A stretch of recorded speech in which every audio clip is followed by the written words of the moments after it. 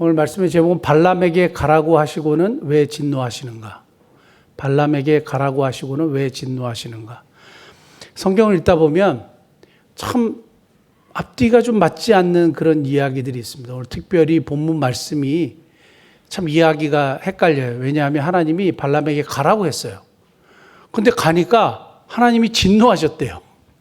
가라고 했는데, 그래서 갔는데 하나님이 화를 내시는 게 이게 왜 그러시냐, 이게 참 이해가 잘 안 가는 부분입니다. 그래서 오늘 본문 말씀을 통해서 우리에게 주시는 교훈을 한번 살펴보면 좋겠는데, 발람 이야기를 쭉 한번 이렇게 살펴봤어요. 말씀 준비해서 살펴보니까 메소포타미아 지역의 유브라데스 강 유역의 부돌이라는 지역에 발람이라는 아주 유명한 점쟁이가 살았습니다. 술사라 그러죠. 이 점쟁이가 살았는데 이 사람이 너무너무 용했던 모양이에요. 너무너무 용하니까 그렇게 수백 킬로나 떨어진 곳에도 발람의 이름이 알려질 정도로, 지금처럼 인터넷이 발달했는 시대도 아닌데 발람은 엄청나게 유명한 점쟁이였나 봐요. 그러니까 이스라엘 백성들이 자기 땅에 들어온다는 소식을 듣고 모압 왕 발락이라는 사람, 이름도 똑같아요. 비슷해요. 발락이라는 사람이 이스라엘 백성들이 정말 개미떼처럼 있는 것을 보고 마음에 걱정을 한 거예요. 왜냐하면 이스라엘 백성들이 출애굽하고 나서 요단 동편으로 이렇게 돌아오면서 기에 익숙할 겁니다. 아모리 왕 시혼, 바산 왕 옥, 이 사람들을 다 점령을 했어요. 원래는 싸우려고 한 게 아니라 당신들의 길만 우리가 통과하게 해주라, 이렇게 하니까 시혼 왕 옥이 무슨 소리냐? 니네가 과연 그냥 통과하겠냐? 절대 그러지 않을 거야. 그러면서 자기가 먼저 전쟁을 일으켰어요. 그러다가 진멸을 하게 된 거거든요. 바산왕옥도 똑같거든요. 그래서 다 죽었어요. 근데 그 소식을 들었던 모압 왕 발락이 도대체 이거 어떡하지? 저 어마어마한 무리들을 어떻게 처리하지? 하니까 꾀가 떠오른 거예요. 그래, 용한 점쟁이 우리 발람에게 저주를 부탁하면 이 사람이 저주한 것은 다 저주가 되니까 이 사람한테 복채를 주고, 어마어마한 복채를 주고 데리고 오자. 여러분, 성경에 복채라는 말이 등장하는 거 아세요? 한번 찾아볼게요. 민수기 22장 7절. 민수기 22장 7절 보면 모압 장로들과 미디안 장로들이 손에 복채를 가지고 떠나. 복채라는 말이 여기서 나와요. 복채는 뭐야? 점을 막 볼 때 이렇게 돈을 내는, 비용을 지불하는 걸 복채라고 하잖아요. 복채를 가지고 떠났어요. 그래서 어마어마한 재물을 가지고 떠납니다. 근데 처음에 발람이 하나님에게 물어보겠다 하고 거절을 했어요. 그게 원래 하나님의 뜻이에요.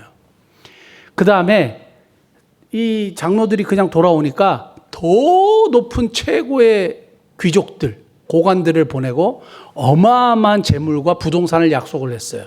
그래서 갔어요. 발람이 그 얘기를 듣고 하나님의 뜻이면 내가 가겠고 뭐 아니면 안 가겠다 뭐 이런 식으로 했는데, 성경에 보면 발람은 이미 마음속에 그 조건을 듣고 그 복채를 보고 마음이 흔들렸어요. 그래서 어긋난 길로 갔다 그랬어요. 마음이 완전히 흔들려서 거기서 완전히 뺏겨가지고 무조건 가고 싶었던 것 같아요. 무조건 가고 싶었는데 겉으로는 종교인인 척, 하나님이 말씀하시면 가고 아니면 안 가겠다 뭐 이런 식으로 한 거예요. 근데 하나님이 20절 말씀에 가라 그런 거예요. 그래서 갔어요. 갔는데 갑자기 하나님이 진노하셨어요. 그래서 여호와의 사자가 등장하고 발람에게 굉장히 무서운 모습으로 등장하게 됩니다. 그게 이제 오늘 읽었던 본문인데, 그래서 제가 질문을 한 것이 왜 가라고 하셔놓고 화를 내시느냐 이거예요. 가라고 하셨는데 왜 화를 내시느냐. 어떤 분들에게는 재미없는 이야기일 수 있지만 성경을 보는 사람들에게는 굉장히 흥미진진한 이야기입니다. 저 같은 사람에게도 굉장히 흥미진진한 이야기인데 이런 겁니다. 성경에서 우리가 잘 이해하기 어려운 거 사실 덮어두는 게 맞아요. 무리하게 해석하려다 보면 이게 잘못된 생각을 하게 되고 잘못된 해석을 하게 되니까 잘 이해가 안 가는 걸 덮어주면 돼요. 그리고 이러한 잘 이해 안 가는 부분을 굳이 해석하는 단체들이 있어요. 그 이단들이에요. JMS가 특히 잘 그럽니다. 이런 말이 좀 앞뒤가 안 맞는 거를 자기들 말로 잘 이렇게 해서 설득력 있게 얘기하는 것이 이단들이 많은데, 그래서 잘 이해가 안 가는 건 덮어두고 정말 정통 신학에서 뭐라고 이야기하느냐 이런 것을 좀 알 필요는 있죠. 근데 오늘 본문 말씀을 보면 하나님이 가라고 해놓고 진노하셨다. 근데 이 진노하셨다는 말에 힌트가 있어요. 진노하셨다는 말이 히브리어로 보니까 와이하르 아프라는 단어인데 3번 등장해요. 발람의 이야기 속에 3번 등장하는데 오늘 본문 말씀에 진노하심으로라고 22절에 나와 있고, 그 다음에 또 한 구절 볼게요. 여러분 거기서 공통점을 한번 찾아보세요. 22장 27절 보면 나귀가 여호와의 사자를 보고 발람 밑에 엎드리니 발람이 노하여 자기 지팡이로 나귀를 때렸어요. 발람이 노했다. 그래서 노한 것이 와이하르 아프, 똑같은 단어예요. 진노하셨다, 하나님 진노하셨다, 그리고 발람이 진노했다, 이게 똑같은 단어예요. 그 다음 또 한 구절 등장해요. 민수기 24장 10절 보면 발락이 발람에게 노하여 손뼉을 치며 말하되 내가 그대를 부른 것은 내 원수를 저주하라는 것이거늘 그대가 이같이 3번 그들을 축복하였다. 이게 뭐냐면 발락이 발람을 부른 이유가 저주하라고 불렀는데 산에 올라가서 저주하려고 하는데 그 입이 변해서 어떻게 됐어요? 축복이 됐잖아요. 그걸 보고 발락이 열받았어요. 내가 저주하라고 당신 불렀지 축복하라고 불렀냐 하면서 화를 냈어요. 진노했다 그랬어요. 이게 와이하르 아프, 똑같은 단어예요. 자, 그러면 어디서 화가 난 거예요? 내가 원하지 않는 것을 행했을 때, 내가 기뻐하지 않은 일을 상대가 했을 때, 내가 바라는 것을 상대가 행하지 않았을 때 화를 낸 거예요. 그러면 오늘 본문 말씀에 발람이 발락의 복체에 탐이 나서 따라간 것을 하나님이 기뻐하지 않으셨다는 거예요. 그런데 왜 가라고 하셨느냐? 이것은 이렇게 보통 해석을 합니다. 그냥 발람이 따라가고자 하는 그 마음 그대로 하나님이 내버려 두셨다. 하나님이 허용하셨다. 이렇게 보는 겁니다. 마치 이런 것과 똑같아요. 그 선악과를 따먹을 줄 하나님이 다 아셨으나 막지 않으셨잖아요. 막지 않으시고 허용하신 것처럼 개인의 욕망으로 자기가 하고자 하는 일을 하나님이 그냥 내버려 두셔서 허용하셨다. 이렇게 우리가 이해할 수 있습니다. 어떤 분은 이렇게 표현해요. 하나님은 문을 두드리시는 분이지 문을 강제로 여시는 분이 아니다. 문을 여는 사람은 누구예요? 안에서 사람이 여는 거거든요. 그러니까 하나님은 철저하게 자유의지를 존중하신다.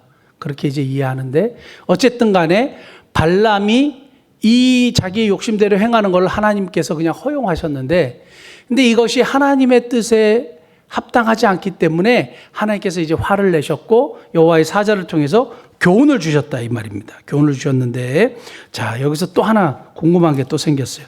34절 한번 볼까요? 34절 보면 발람이 여호와의 사자에게 말하되 내가 범죄하였나이다. 당신이 나를 막으려고 길에 서신 줄을 내가 알지 못하였나이다. 당신이 이를 기뻐하지 아니하시면 나를 돌아가겠나이다. 자, 여기 보면 정말 말도 안 되는 기적 같은 일이 일어났어요. 뭐냐 하면 자기 나귀가 말을 했어요. 갑자기 말을 했어요.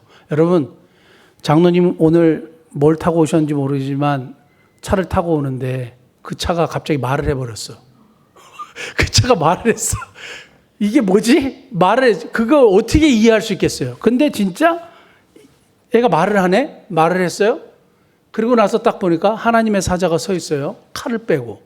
너무너무 무서운 장면이에요. 그러니까 이 사람이 죽었구나 싶어서 기뻐하지 않으면 돌아가겠습니다. 하나님이 기뻐하지 않을 거라는 것은 이미 알고 있었어요, 발람이. 그런데 돌아가겠습니다 했는데, 그 다음에 또 35절 보면 여호와의 사자가 발람에게 이르되 그 사람들과 함께 가라. 내가 너게 이르는 말만 말할지니라. 발람이 발락의 고관들과 함께 가니라.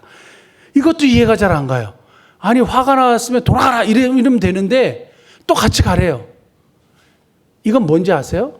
발람에게 기회를 주는 거예요. 하나님의 뜻을 확실하게 할 수 있는 기회를 주는 거예요. 내가 너게 이르는 말만 해. 그게 나의 원 메시지고 네가 해야 될 일이야. 그럼 가서 뭐만 하면 돼요? 축복만 하면 돼요.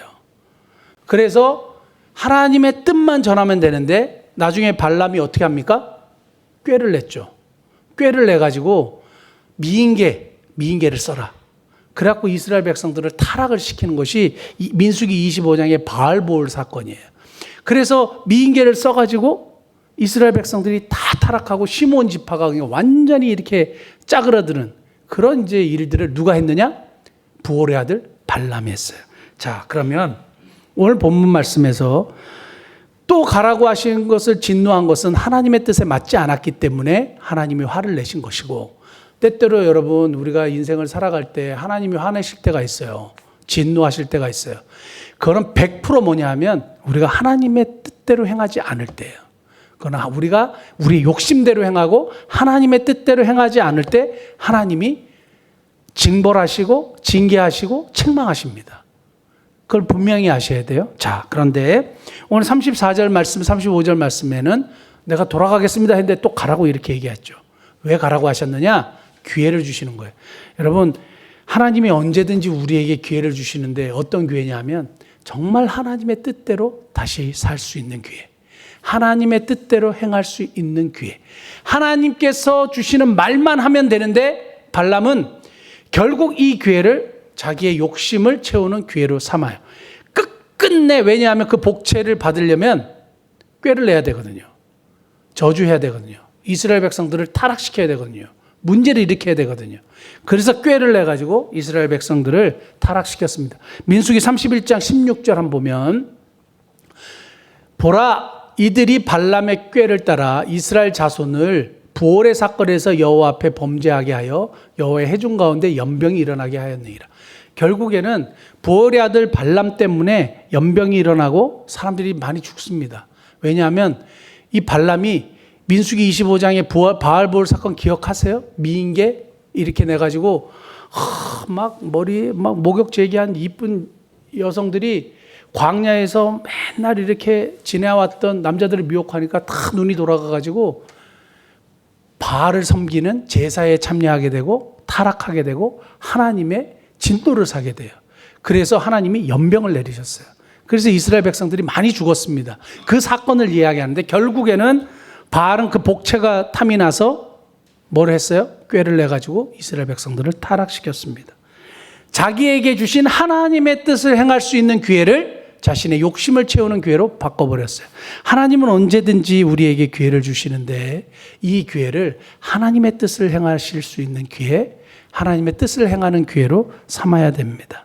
순종할 수 있는 기회 주셨을 때 순종하는 것, 우리가 해야 되는 일인 줄 믿습니다. 그 다음에 두 번째, 제가 본문 바알보올 사건이나 이런 발람의 이야기를 쭉 보면서 확실하게 발견한 진리가 있어요. 그게 뭐냐면 욕심이 잉태한 즉 죄를 낳고 죄가 장성한 즉 사망을 낳는다.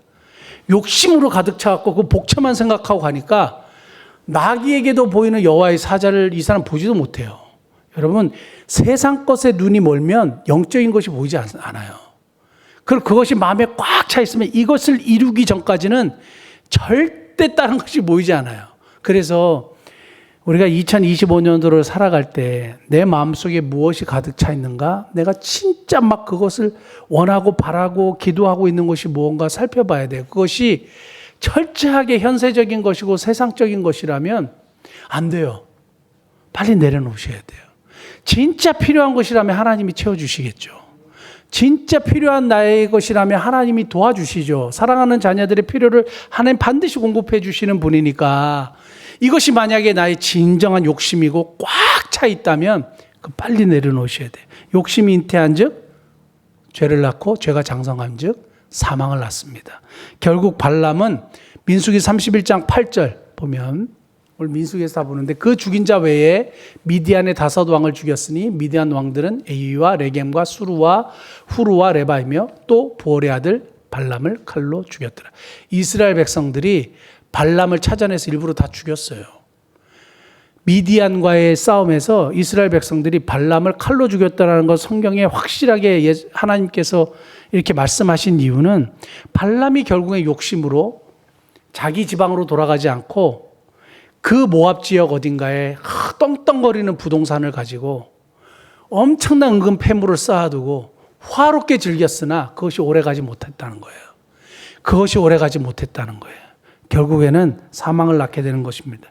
욕심이 마음속에 생길 때마다 우리가 하나님 앞에 내려놓을 수 있길 바라고, 마지막 세 번째는 본문 말씀의 핵심은 뭐냐 하면 발락이 발람을 부른 이유는 저주하기 위함인데 발람이 와가지고 하나님이 그 입술을 바꾸셔서 뭘로 바뀌었어요? 축복으로 바뀌었어요. 그래서 하나님의 백성은 온갖 깨를 쓰고 난리를 치고 저주하려고 그래도 저주할 수가 없어요.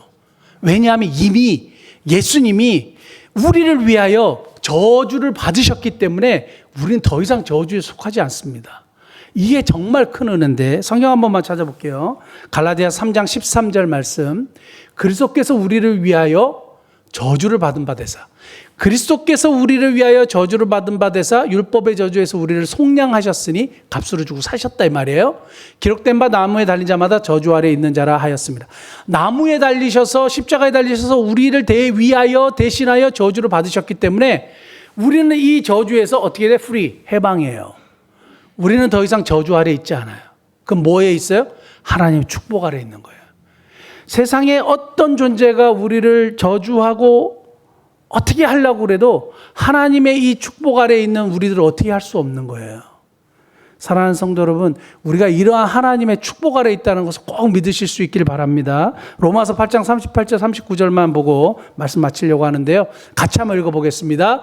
내가 확신하노니 사망이나 생명이나 천사들이나 권세자들이나 현재일이나 장래일이나 능력이나 높음이나 깊음이나 다른 어떤 피조물이라도 우리를 우리 주 예수 그리스도 안에 있는 하나님의 사랑에서 끊을 수 없으리라. 아멘.